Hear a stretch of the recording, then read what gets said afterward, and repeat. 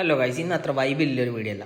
ഈ നായ്ക്കുഞ്ഞിനെ കണ്ട അതിൻ്റെ കഴുത്തിൽ എന്തോ പൈപ്പിൻ്റെ കഷ്ണം പോലത്തെ ഒരു സാധനം കുടുങ്ങിയിട്ട് അത് കഷ്ടപ്പെടുന്നുണ്ടായി. ഞാൻ പണി കഴിഞ്ഞ ഒരു സമയത്ത് പയ്യന്നൂർ കോളേജ് ഗേറ്റിൻ്റെ അടുത്തായിട്ടാണ് കണ്ടത്. അപ്പോൾ ഞാൻ ഈ ഹിന്ദിക്കാരോടൊരു ഹെൽപ്പ് ചോദിച്ചു. അവരൊരു ബ്ലേഡെല്ലാം എടുക്കാൻ വേണ്ടി പോയിട്ടുണ്ടായിരുന്നു. പക്ഷെ ഒന്നും ശരിയായിട്ടില്ല. നേരെ fire and rescue station Payyanur പോയി.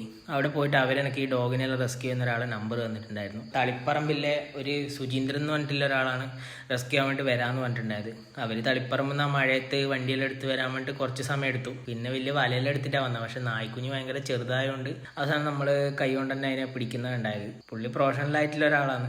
ആദ്യം അതിനെ എടുത്ത സമയത്ത് അത് ഭയങ്കരമായിട്ട് പേടിക്കുകയും കരയുകയും എല്ലാം ചെയ്തിട്ടുണ്ടായിരുന്നു.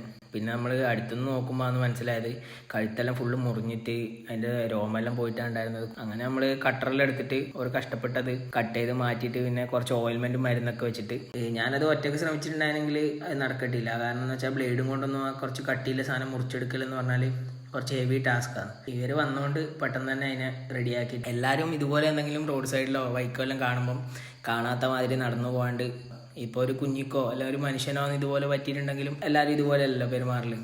അതുപോലെ ഓരോ ജീവികളാണ്. ഇത് മര്യാദക്ക് നടക്കുന്നുണ്ടായ ജീവിയാണ്. അതിനെ മനുഷ്യന്മാരാണ് ഓരോന്ന് അതിനെ ഉപദ്രവിച്ച് ഇങ്ങനെ വിട്ടത്. കാണുമ്പം എല്ലാവരും ഇതുപോലെല്ലാം ഒന്ന് ചെയ്യാൻ ശ്രമിക്കുക. ഇന്നെന്താണെന്നറിയില്ല, ഭയങ്കര ഹാപ്പിയാണ്, ഭയങ്കര സന്തോഷത്തിലൊരു ദിവസമാണ്. അപ്പോൾ ഓക്കെ, ബൈ.